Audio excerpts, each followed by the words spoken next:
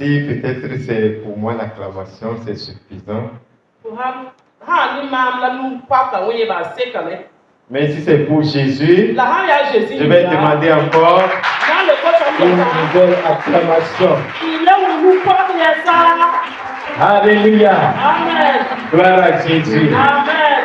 Gloire à Jésus. Amen. Ce soir, nous sommes dans la joie d'être encore là pour la gloire de Dieu. Avant de commencer toutes choses, nous allons recommander le moment entre les mains du Seigneur.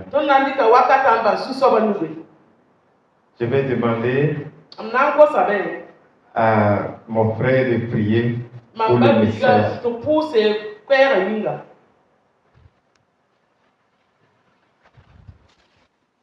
Adorant Père, nous te bénissons ce soir de nous avoir rassemblés sous tes pieds. Tu veux nous enseigner, tu veux nous montrer les pas à suivre pour que la jeunesse soit une relève, un espoir de demain. C'est pourquoi, en ce moment, nous t'invitons de venir prendre contrôle de toutes choses, toute énergie négative qui va vouloir distraire quiconque au milieu de nous soit foudroyé au nom de Jésus. Je remets l'enseignant aimé. Il n'est qu'un canal. Viens, siffle-le moi-même et siffle. Fais de lui ce que tu veux ce soir, afin que nous recevions au débordement. Que nous recevons le comble, que nous recevons au centuple, que nous recevons ce que nous n'attendions même pas. Au nom de Jésus, nous avons prié. Amen. Amen. Amen. Ce soir, nous allons continuer toujours dans le même lancer que ceux qui nous ont précédés déjà pour les 2 jours passés.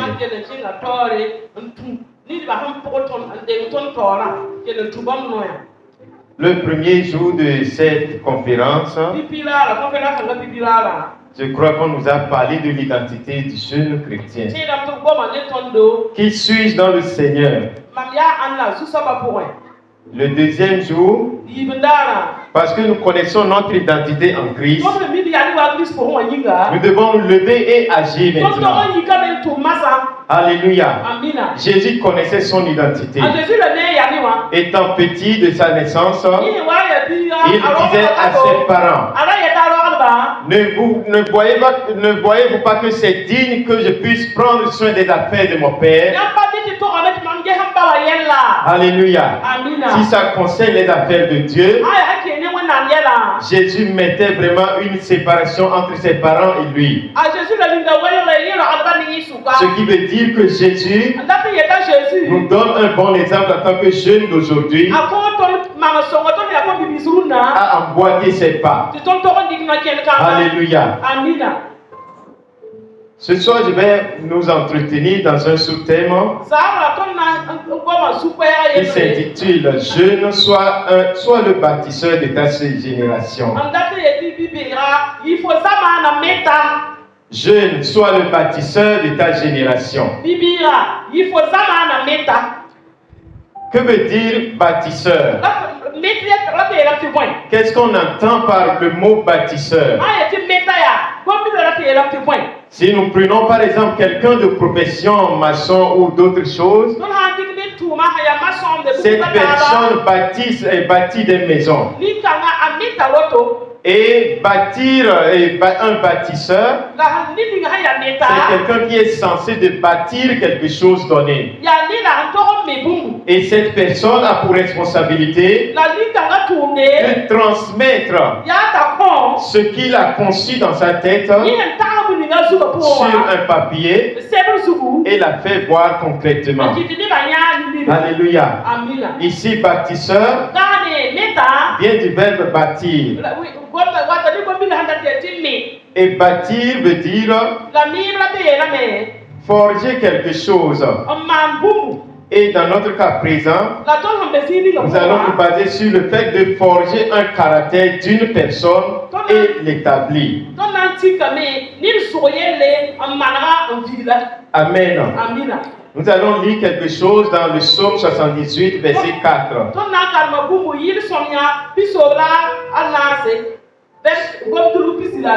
Psaume 78, verset 4. Nous ne le cacherons point à leurs enfants. Nous dirons à la génération future les louanges de l'Éternel et sa puissance et les prodiges qu'il a opérés. Si nous sautons, aller au niveau du verset 7, afin qu'ils misent en Dieu leur confiance, qu'ils n'oubliassent pas les œuvres de Dieu et qu'ils observassent ses commandements. Amen. Amen. On peut s'asseoir s'il vous plaît. Dans ce passage que nous venons de parcourir, ce sont des gens qui ont marché avec Dieu, qui ont suivi les instructions de Dieu et ils ont constaté la fidélité de Dieu dans l'exercice de leur marche avec Dieu. Ces gens-là disent alors qu'ils ne vont pas retenir de partager ce qu'ils ont reçu de Dieu à la génération future. La génération future se présente comme toi et moi aujourd'hui. Qu'est-ce que ces gens-là ont appris de Dieu? Qu'est-ce que Dieu les a transmis? Alléluia. Je disais tout à l'heure qu'un bâtisseur, pour bâtir quelque chose, il faut que toi-même tu sois bâti en un premier temps. Donc ce soir, nous allons voir seulement les points clés qui nous permettront de se faire bâtir ou d'être bâti d'abord avant de chercher à bâtir quelque chose. Voilà qu'aujourd'hui, on peut demander à des gens de poser des bonnes œuvres, des bonnes actions. Mais ces gens-là ne le font pas. Ce n'est pas la faute de ces gens. Simplement parce qu'ils n'ont pas été bâtis par quelqu'un. Vous attendez d'eux certains caractères, certains critères de vie, mais ils ne l'ont pas. Ce n'est pas de leur faute.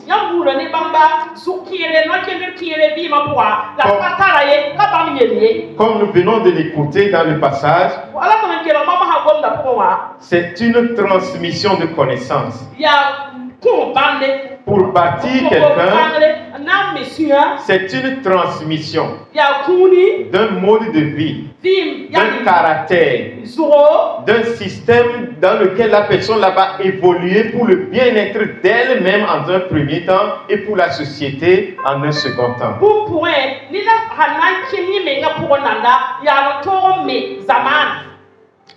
Alors, pour devenir un bâtisseur, nous allons parcourir les 3 points, commençant par le premier que je vais intituler comprendre les défis spirituels et sociaux de notre époque. Nous devons connaître les défis que le monde actuel nous présente. Quelles sont les situations sociales? Quels sont les défis que nous avons à relever aujourd'hui?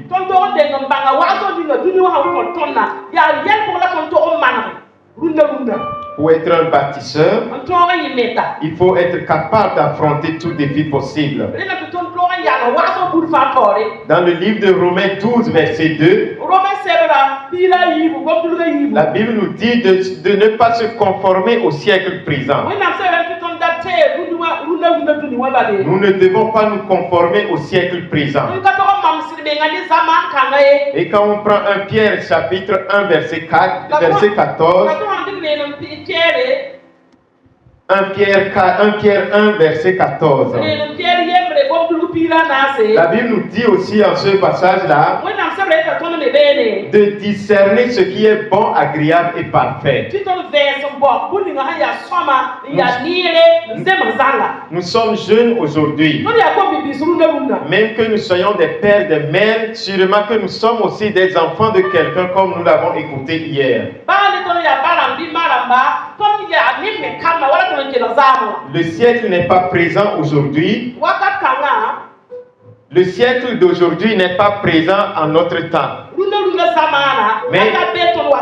Mais il a été présent depuis le temps des apôtres. Et c'est l'apôtre Paul qui conseille nous aujourd'hui.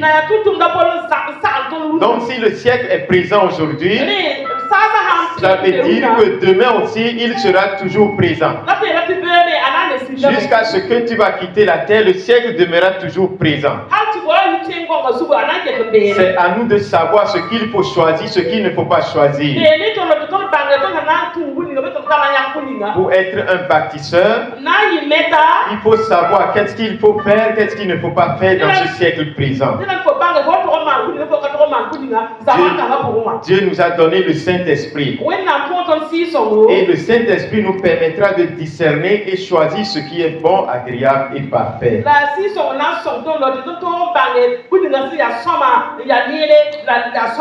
Nous devons éviter toute forme de convoitise qui nous rend ennemis de Dieu. Et cherchons toujours à gagner ce que nous arrivons à trouver avec dignité, avec droiture. Nous ne devons pas fonder notre joie sur la douleur d'autrui, non. Alléluia. Dans le livre de 2 Corinthiens 7, verset 10, la parole de Dieu nous fait savoir que la tristesse de Dieu amène à la gloire, mais la tristesse du monde conduit à la mort.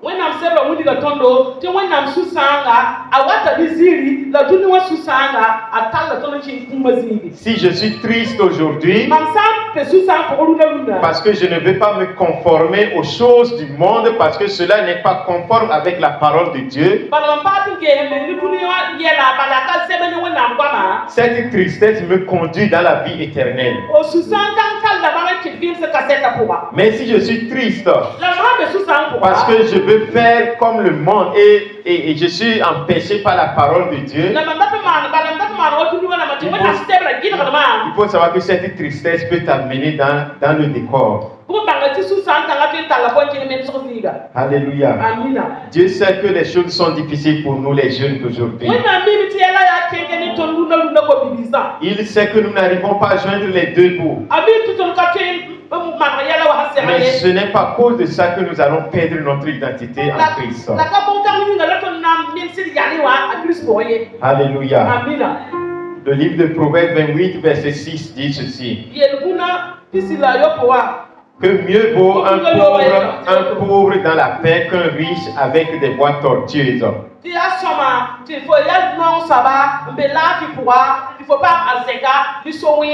Amen.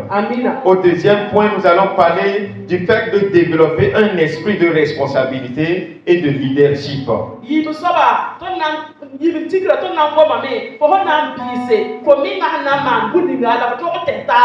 Celui qui veut être un bâtisseur de sa génération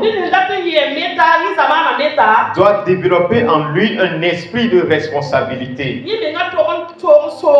et du leadership.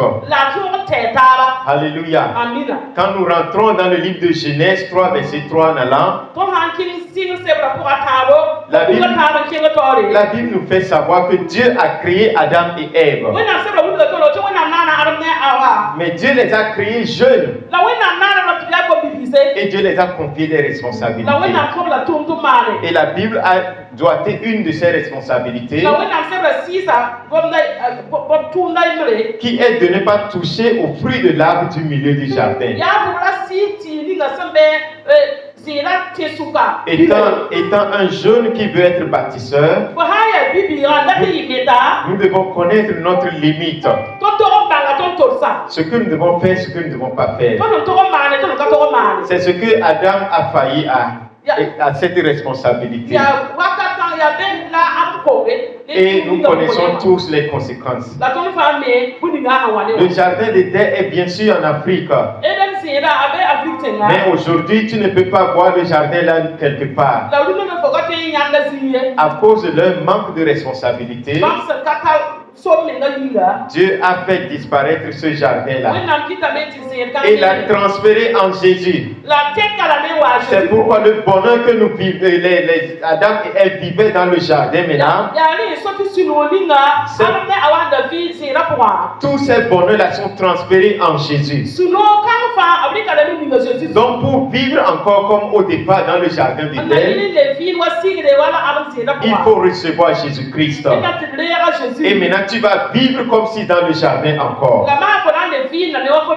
Mais ce n'était pas le plan de Dieu. C'est parce que quelqu'un a failli à sa responsabilité. Alléluia. Nous devons être quelqu'un qui a un esprit de rassembleur, pardon. Un dirigeant doit chercher à rassembler les gens. Un leader doit permettre le bon vivre ensemble. Alléluia. Même si aujourd'hui tu te vois comme tu n'as aucune responsabilité, il faut savoir que demain, tu seras appelé à être père ou mère d'une famille. Et là, tu es obligé d'assurer tes responsabilités. Alléluia. Un responsable est appelé à diriger les gens et non de les diviser. Un responsable est appelé à être à écouter ceux qui sont devant lui. Si vous voulez être un bon bâtisseur, vous devez diriger bien. Diriger ne veut pas dire diviser. Apprendre à écouter les gens au lieu de les dominer. Alléluia. Un homme fort, ce n'est pas l'homme là que les gens craignent. Mais c'est celui-là qui laisse tout le monde s'exprimer librement devant lui. Afin de savoir ce qu'est la difficulté de toute personne et chercher à les solutionner. Donc nous devons développer un esprit de leadership. J'avais déjà dit que c'est un esprit ou bien c'est quelque chose qui se transmet. La manière dont nous voulons que telle personne vive là, nous devons lui transmettre cela. Et c'est de la transmission. Ces gens disent qu'ils ne vont pas refuser de transmettre à la génération future. Maintenant, toi et moi, nous écoutons ce message ce soir. Nous recevons de ces gens-là. Et à notre tour, nous devons transmettre aussi. Que Dieu nous bénisse. Au dernier point, nous allons parler du fait de garder l'intégrité et la passion pour Dieu dans ce monde hostile.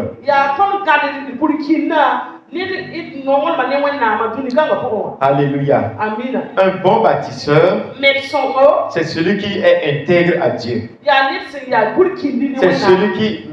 C'est celui qui manifeste la passion pour le service de Dieu. Quelles que soient les difficultés, il est prêt à avancer avec le Seigneur.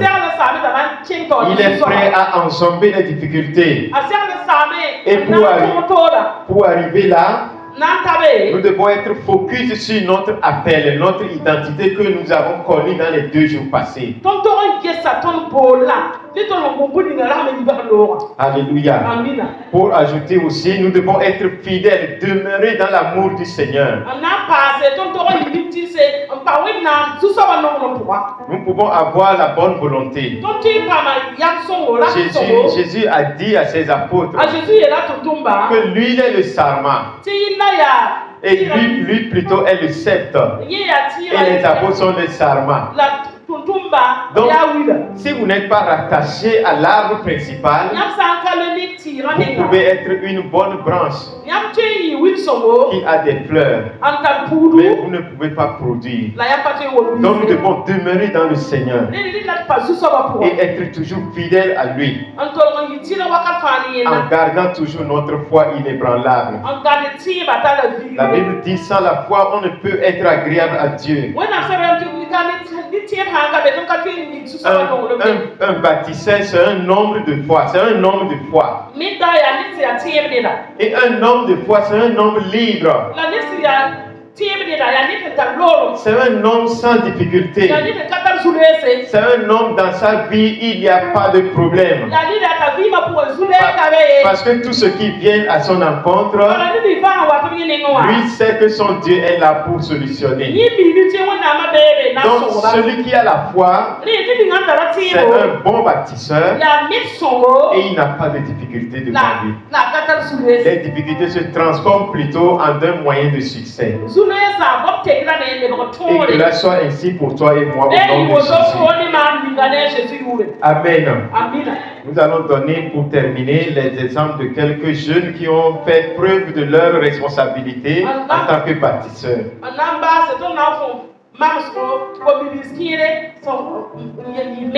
Hier, on nous a parlé du cas de Gédéon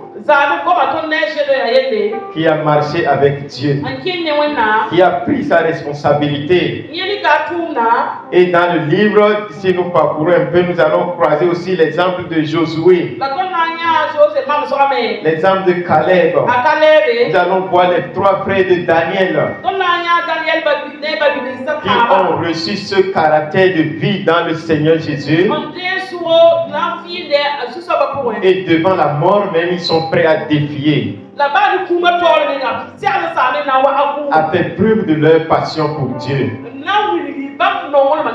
Alléluia. Quelqu'un m'a dit que c'est seulement les jeunes garçons. Il y a aussi des jeunes filles.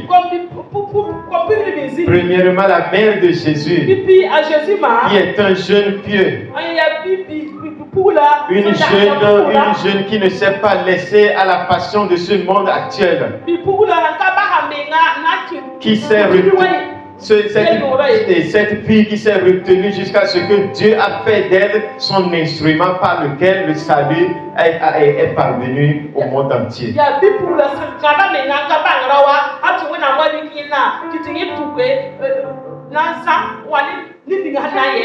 Et nous allons voir aussi comme une jeune fille le cas d'Esther. Esther qui a marché avec le Seigneur, qui a pris sa responsabilité malgré les difficultés. Elle s'est présentée devant le roi pour la cause de son peuple. Nous allons voir aussi le cas de Ruth. Ruth qui a aussi marché avec le Seigneur, qui a dit à sa belle-mère Naomi que ton Dieu sera mon Dieu. Là où tu seras enterré, je serai enterré là-bas. Alléluia. Et c'est sur la lignée de Ruth que Jésus a vu naissance. Alléluia. Simplement, si nous nous levons comme on a dit hier, Dieu va nous accompagner. Et nous allons aussi bâtir des gens. Alléluia. Que Dieu nous aide. Amen. Nous allons demander si toute l'assemblée peut se lever debout. Nous allons faire une prière pour terminer.